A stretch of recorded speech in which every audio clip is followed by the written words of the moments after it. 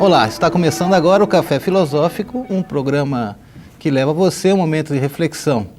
Hoje nós recebemos o professor Tassos Licurgo, do Departamento de Artes da UFRN. Tassos, bem-vindo. A ideia é conversarmos a partir de uma única questão, que é uma questão muito instigante, que certamente já moveu mundos, né? Afinal, Deus existe, Tassos? Sim, né?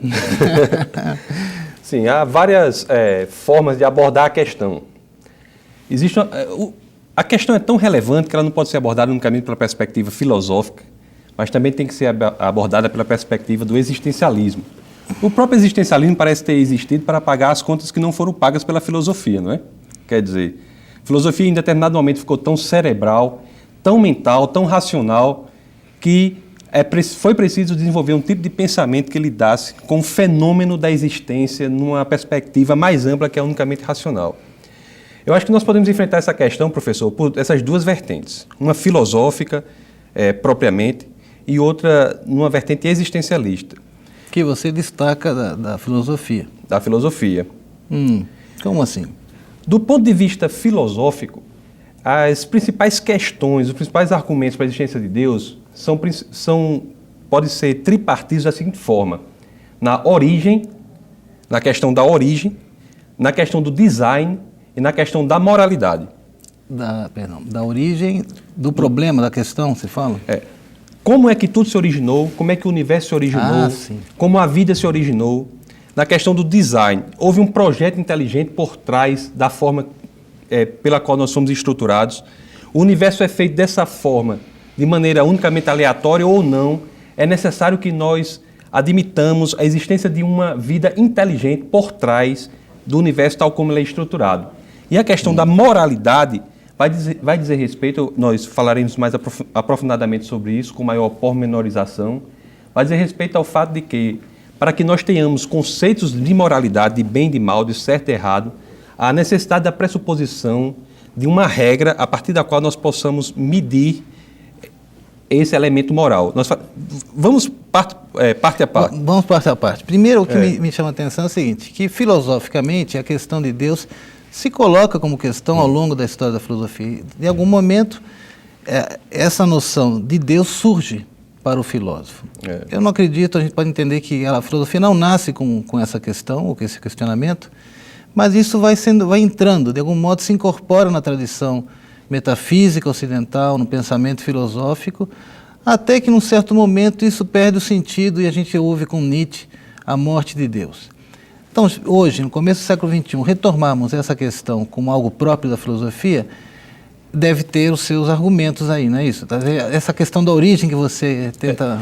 Olha, o que me parece é que há uma tentativa ideológica de colocação da questão, tentativa da universidade e de ambientes intelectualmente favorecidos, de colocar a questão no âmbito relativista, com argumentos que não se sustentam ao que eles mesmos afirmam. Por exemplo, se você pegar um argumento de Hume, David Hume, por exemplo, que ele vai dizer o quê? Vai dizer que a verdade ou ela surge de afirmações autoevidentes, ou ela surge de observações que são empiricamente verificadas. Mas isso mesmo que é expresso dessa forma não é nenhuma das duas coisas. Se você vai para... O que Hume diz não se sustenta ao critério que ele mesmo propõe. Se você vai para uma interpretação possível de Kant, sem querer aprofundar, mas vai para uma interpretação possível de Kant, que vai dizer que a experiência que você tem é unicamente fenomenológica, você não tem experiência com a coisa em si, denota um problema no sentido de que é preciso que você tenha o conhecimento da realidade para que você tenha a possibilidade de afirmar essa impossibilidade de conhecimento da realidade. Então, o relativismo, que é um ambiente que ideologicamente é muito forte no ambiente universitário, é algo autodestrutivo, porque sempre não se sustenta o que ele mesmo propõe. Coisas do tipo, a verdade não é possível. Ok, essa afirmação é verdadeira? Mas de onde provém essa afirmação? Pelo contrário, o que mais a gente escuta são as afirmações peremptórias de poder, de ciência. Onde é que você está encontrando esse relativismo? Nas humanas, você quer dizer? Sim. Como é que isso acontece na universidade? Primeiro, você tem a perspectiva metafísica, que vai avaliar se existe ou não a verdade fundamental. quando você admite que pode existir uma verdade fundamental, você passa para uma perspectiva epistemológica. Quando você vai dizer que, mesmo que exista a verdade fundamental, não é possível você conhecê-la. Mesmo que você admita que existe a verdade fundamental e é possível você conhecê-la, você vai para a perspectiva linguística, que vai dizer que pode ser que exista uma verdade, você pode conhecê-la, mas você não pode comunicá-la. E mesmo que você vá admitir que existe a verdade fundamental, você pode conhecê-la e você pode comunicá-la, você vai para uma perspectiva hermenêutica. Quando você vai dizer que, mesmo que você possa conhecer, mesmo que a verdade exista, você possa conhecê-la, você pode comunicá-la, a outra pessoa não vai entender o que você vai dizer. Então, existe, ao meu sentir, uma estruturação, um ambiente relativista, secularista, na universidade, que é legítimo, mas em certo sentido, porque, por outro lado, perde a ideia da própria universidade, que é encontrar uma unidade na diversidade. Sim, mas Tasso, essa argumentação que você coloca agora, ela na verdade retoma o argumento de Gorgias, né? Era um pouco, nada existe, se existe eu não tenho como apreendê-lo, e se eu posso apreendê-lo, tampouco vou poder comunicá-lo mesmo. E você acrescenta mais um, né? Ainda que eu possa comunicar, como é que o outro vai entender? Mas isso é um argumento sofístico, né? Você sabe que há níveis aí de compreensão disso aí. Quando você fala, por exemplo, em relação à verdade, não há uma verdade absoluta. De fato, dentro da universidade acho difícil alguém argumentar por aí, mas eu não vejo que exista essa perspectiva metafísica por trás, então, a não ser no sentido de tradição da própria história que nos trouxe até aqui. Essa afirmação não é uma verdade absoluta, é uma verdade absoluta? Pois é, aí a gente vai aqui nesse campo do cético. Não, isso que eu estou dizendo. A afirmação de que não há verdade absoluta cai nesse campo relativista. Se você propõe que não há verdade absoluta, absolutamente você não poderia ter dito isso. Porque se o que você disse não é absoluto, é relativo, então não faz sentido para mim, faz sentido só para você. Ok, mas vamos voltar, porque quando você interpreta a universidade, você está deixando de lado essas questões. Você acredita que esse tópico, especialmente, né, a existência de Deus não é motivo de especulação, ou de estudo, ou de investigação, ou de pesquisa? Talvez isso se direcione mais para uma antropologia, ou para uma ciência das religiões, que nós não temos isso aqui, mas outras universidades têm, né? Uma ciência da religião ou uma sociologia da religião? Não, o que eu creio que é um tópico de investigação, nós podemos conversar sobre isso, é facilmente demonstrável que é muito mais razoável a crença na existência de Deus do que a crença na ausência da existência de Deus. Essa é a vertente. É preciso muito mais fé para ser ateu do que para ser cristão, para ser teísta. Esse é o argumento. O que é passado, de modo geral, é a perspectiva de que a racionalidade leva ao ateísmo, quando é facilmente demonstrável que não. A racionalidade leva à perspectiva de que Deus existe. Para o Deus cristão, especificamente, isso é uma indicação que a própria Bíblia faz. Em 1 Pedro 3,15, determina que você tem de estar preparado para apresentar as razões da sua fé. Tem que estar preparado para apresentar os caminhos que a razão sustenta, para que você, efetivamente, tenha a certeza de que Deus existe. Agora, é importante dizer o seguinte: nós estamos aqui estabelecendo a perspectiva de que a razão leva à existência de Deus. Eu não estou querendo dizer que a conversão individual é algo que pode ser feito racionalmente. Esse estudo que defende a perspectiva da existência de Deus é um estudo que faz com que o intelectual tenha, entre ele e o Evangelho, os obstáculos racionais destruídos. Aí ele é exposto ao Evangelho. Essa conversão é uma conversão de índole espiritual, que acontece efetivamente nas pessoas. Mas o que não é defensável, do meu ponto de vista, é a perspectiva de que fé e razão são opostos, fé e ciência são opostos. O que eu gostaria de ter a oportunidade de demonstrar é que como os argumentos científicos e racionais levam à existência de Deus. A começar por esse argumento que destrói o próprio relativismo. É isso que eu quis dizer. O sofismo, o relativismo são argumentos que não se sustentam ao que eles mesmos estão dizendo. Isso é uma perspectiva filosófica. Mas tem perspectivas científicas também, se me permite que entre. Por exemplo, a ciência durante muito tempo quis demonstrar de que o universo nunca teve origem. Era eterno, ou como alguns físicos preferem, estáticos. Foi muito constrangedor para a ciência admitir que o universo teve uma origem. Mesmo os cientistas hoje ateus ou agnósticos, não condenam, não vão de encontro contra a perspectiva de que o universo teve uma origem, sim, com o Big Bang. Então você tem vários argumentos de que o universo teve uma origem. Isso é um relato unicamente bíblico. Em Gênesis, no primeiro capítulo, você tem a descrição do universo que é exatamente idêntica ao que a ciência de ponta faz hoje. E você tem vários argumentos para isso. Não é só a questão do Big Bang. Eu posso citar rapidamente alguns, se me permite. Por exemplo, a segunda lei da termodinâmica, que é chamada de entropia, que é a perspectiva de que as coisas tendem naturalmente a um estado de maior desorganização. Se elas existissem desde sempre, se não tivesse tido uma origem, teria o tempo mais do que suficiente, que é a eternidade, para se desorganizarem totalmente. A entropia é um argumento a favor de que o universo teve uma origem. Você tem muitos outros argumentos. A própria relatividade. Einstein, ao criar a relatividade, a teoria dava um modelo de universo com origem. Aí ele coloca uma constante cosmológica na teoria relativística para que a teoria passasse a dar um modelo de universo sem origem. E os cálculos começaram a dar errado. Inclusive, um dos erros do cálculo é um erro bem simples, com a divisão por zero, que as crianças na matemática sabem que isso não pode. Então, ele tira a constante cosmológica da relatividade e a teoria volta a passar a definir um universo com origem. Você tem as descobertas no laboratório Bell, que escutavam sons, radiações de fundo. Eles até pensavam que eram sujos que eram atuações de pombos nas antenas, interferência de pombos nas antenas. Aí quando foram ver, não, viram que estavam escutando a radiação do Big Bang, da origem do universo.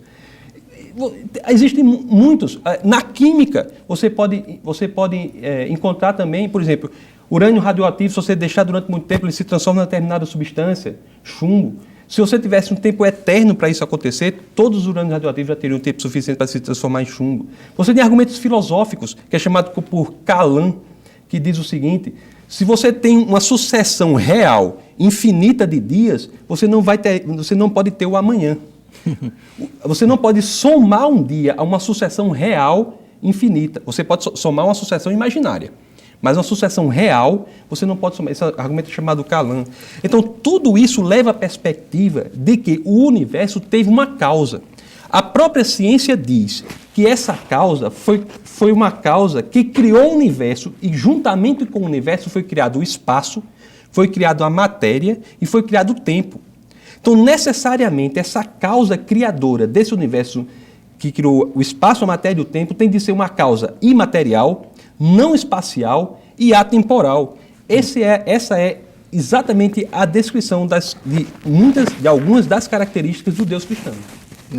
Mas, Tasso, então voltando, justamente, você falou Deus cristão, e se há uma época que é marcada por essa preocupação de Deus e de tudo que gira em torno dele, é justamente a Idade Média, onde a gente vai encontrar grandes compêndios, pensadores que abordam a questão de Deus, a existência de Deus, não só em Tomás de Aquino, mas desde Santo Anselmo, Agostinho, enfim.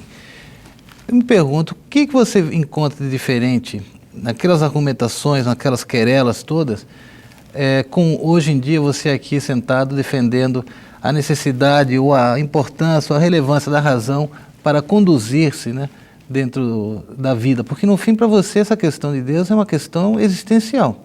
Me parece e filosófica. Também é filosófica, mas minha preocupação mais é pensar o seguinte: o Heidegger, quando fala da morte de Deus, diz assim: o problema da morte de Deus é que essa falta de Deus ainda não foi pensada ou percebida como falta. Então, se você vive numa época totalmente sem Deus, fé ou argumentos racionais que levem à conclusão de que há esse começo, essa origem, é totalmente em vão, né? Então, na verdade, essa conversão é uma conversão radical da existência das pessoas. Então, voltando, a primeira, essa questão, o que você encontra de diferente nos seus avanços da própria ciência?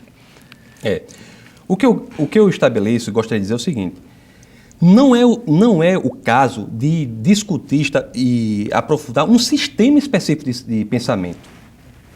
É achar o seguinte: quais são os fatos que nos são apresentados hoje em dia e investigá-los de forma racionalmente, clara, transparente, e entender que esses fatos levam à percepção de que a crença na existência de Deus é mais plausível racionalmente do que a crença na sua inexistência. Então, este é um argumento que me parece simples se você enfrentar os fatos que existem atualmente e que não é levado adiante por muitas pessoas. Não é a defesa da religião. não é a defesa do sistema de pensamento X. Não, Anselmo tem argumentos belíssimos. Deus é o ser do qual não se pode pensar nada maior, é o argumento de Anselmo. Correto. Tem vários sistemas. Agora, o que nós pretendemos não é investigar um sistema, uma religião. É investigar os fatos que acontecem. Então, um conjunto de fatos importantes para dizer que o universo, mesmo para o cientista ateu, ele tem que... o cientista ateu, na origem do universo, vai dizer o seguinte: ou nada criou tudo a partir do nada, ou Deus criou tudo a partir do nada. Então, são essas duas hipóteses. Isso é o argumento da origem. É que você pode até encontrar casos onde essa palavra nada é o nome próprio de Deus. Né? E aí a gente teria que começar a repensar esse nada e o lugar do homem nessa história toda. Se nada for encontrar sinônima com Deus, nós só temos uma saída. Deus criou o tudo a partir do nada. A partir dele mesmo. É que, veja só, o que eu entendo é o seguinte, é que esse Deus que você está indicando, ele não tem nenhum aspecto pessoal. Ele não tem relações pessoais, ele não é nem trino. Essa chegada que você nos conduz, né, através dos argumentos, né, é um outro tipo de Deus. É um Deus totalmente outro perante a tradição. Eu não sei como é que você encara isso, se você é cristão ou não, porque mas você remeteu a Bíblia aí num certo momento, né? Me permite dizer, é pessoal por quê? Porque só elementos pessoais tomam decisões. E a criação do universo foi uma decisão. As próprias leis da natureza foram criadas na criação do universo. Para o próprio físico, a criação do universo foi um ato de decisão anterior à existência das próprias leis da física. Então, é pessoal nesse sentido. A questão da trindade é uma questão de difícil explicação. É verdade, é uma questão complexa. Agora, faz sentido. Para você visualizar a trindade, você pode imaginar como se fossem as dimensões de uma caixa. A altura, largura e comprimento. As 3 dimensões formam uma coisa só. Isso dá uma percepção espacial. Mas tem outros argumentos também. Para o cristianismo, por exemplo, o amor existe antes da vida. E não há possibilidade de amor se não houver alguém para ser amado. Um Deus que seja em si amor tem de ser um Deus que seja multi-criado, um Deus que não seja único, um monofacetado. Um Deus monofacetado não pode ser amor, porque ele vai amar quem? Então, a trindade faz sentido no sistema. Agora, eu não quero dizer que a trindade é provada cientificamente. A existência de Deus é. Agora, esse Deus é pessoal. Agora, esse Deus pessoal que para você se decide pela criação, isso, de certa forma, Agostinho colocaria, você sabe aquela passagem, né? Não é uma contradição, afinal de contas? Como é que é isso? Deus muda de ideia, a vontade, ora ele quer criar, ora antes disso ele não queria. Como é que você consegue marcar um momento de querência e dessa decisão divina, sem ferir essa imutabilidade da sua vontade? Né? Perfeito. Quando a gente diz que por que antes e por que depois ele não criou, a gente está pensando em um Deus pessoal que vive na dimensão temporal. O próprio tempo, a gente não pode se esquecer, foi criado com o próprio universo. Então não faz sentido de usar termos como antes, depois, durante, antes da criação do próprio tempo. É como você perguntar, por exemplo, o gosto da cor. Não faz sentido. Então, não há uma cronologia específica que permita a possibilidade de você usar termos como antes, depois, antes da criação do próprio tempo. Então, Deus não se submete ao tempo, ele inclusive... mas um tempo que existe para nós, né? Como é que a gente vai pensar tempo? Deus para quem do tempo? A própria física trabalha com esses conceitos. Para a própria física, o Big Bang foi algo que existiu antes do tempo. Fisicamente, você não precisa... né? Quase. Não, isso qualquer físico vai concordar. O Big Bang é algo que cria o próprio tempo. Inclusive, se você me permite, essa definição de que Deus está fora do tempo resolve problemas como o da ciência do futuro e do livre-arbítrio do homem. O homem pode ter livre-arbítrio e Deus ter ciência do futuro dele. Por quê? Porque ele está vendo o tempo de fora do tempo. E o livre-arbítrio também, se você me permite, é uma condição sine qua non à existência do amor. O sistema é perfeito. O amor só existe na possibilidade de você não amar. Você pode forçar uma determinada pessoa a se comportar como se ela amasse, mas você não pode forçá-la a amar verdadeiramente. Você só vai conseguir fazer com determinada pessoa o ame se efetivamente ela tiver a possibilidade de não amar. Então, é um sistema. Agora, tem argumentos também de índole não da origem. Estou falando muito da origem, mas vamos recuperar o argumento teleológico, por exemplo. Tá. Esse argumento da finalidade da criação do mundo, ele pode se dividir tanto na própria vida que nós temos, como também na estrutura do universo. Vamos ainda nos manter no universo, depois eu falo da vida. Veja bem, o universo é estruturado de forma tal, a estruturação do universo é de tal maneira que nós temos 122 constantes antrópicas conhecidas. O que são constantes antrópicas? São situações que, se houvesse uma pequena variação, por menor que seja, a vida não seria possível. É absolutamente impressionante. São 122 constantes antrópicas. O matemático calculou que, para que qualquer outro planeta tivesse as mesmas condições que nós temos, a probabilidade seria de 1 sobre um número que é mais de 2 vezes superior ao número de átomos no universo. Então, há constantes antrópicas muito radicais, como, por exemplo, nível de oxigênio na Terra, gravitação. Se a gravidade tivesse uma variação mínima, a expansão do universo não permitiria a formação de galáxias do Sol e a vida não seria possível. Se o oxigênio tivesse uma concentração maior, haveria combustão espontânea. Se tivesse uma concentração menor, nós não respiraríamos. E inúmeras outras. Então, existe uma sintonia no universo para que a vida exista. Agora, eu, durante a grande parte da minha vida, a maior parte da minha vida, eu fui ateu. Inclusive, quando nós... lá no departamento, quando fiz parte do departamento de filosofia, o que eu mais estudava era ceticismo, ateísmo, eu fui ateu. E o argumento que mais me impressionava para o ateísmo era o seguinte: realmente, da perspectiva geográfica, espacial, nós parecemos que somos muito pequenos diante do cosmos. A Terra comparada... Se você comparar a Terra com Júpiter, só para dar uma ideia, Júpiter se você olhar para Júpiter, você vai ver certas manchas em Júpiter que são frutos de colisão de objetos espaciais com esse planeta, que são essas próprias manchas maiores do que a Terra. O Sol é muito maior do que a Terra. E se você colocar o Sol diante de uma estrela como Antares, por exemplo, o Sol fica na tela... Se você colocar Antares na tela do computador, o Sol fica do tamanho de 1 pixel. Agora, isso era um argumento forte para mim, da perspectiva de que o ateísmo era viável. Mas até que eu tive a seguinte percepção: veja bem, como é que eu, tão pequeno, sei disso? Foi aí que eu consegui distinguir absolutamente o que é uma grandeza metafísica de alguém como nós, seres humanos, que somos criados à imagem de Deus, de uma posição espacial no cosmos. Tu e Deus, você falou, a própria Bíblia diz, e o céu é criado para quê? Se você quiser ver Deus, ter a dimensão do que Ele é, Ele manda olhar para os céus. Então, só Júpiter que eu falei serve, só para citar um exemplo, só para citar Júpiter que eu já falei, ele serve como um grande aspirador de pó. Sai varrendo os céus, para que a Terra não seja atingida. Nosso tempo está acabando, o problema é esse. É muito instigante todos. Ainda faltou o argumento moral que... Dá tempo de eu falar só um pouco sobre a questão da vida? Fale. Da vida. Olha, o moral... Concluindo, vamos tentar concluir, porque o tempo está acabando. Fala só do argumento da vida. Para vocês terem uma ideia, o ser humano, em qualquer uma das suas manifestações, seja científica ou seja no dia a dia, identifica que há vida inteligente quando ele vê uma mensagem.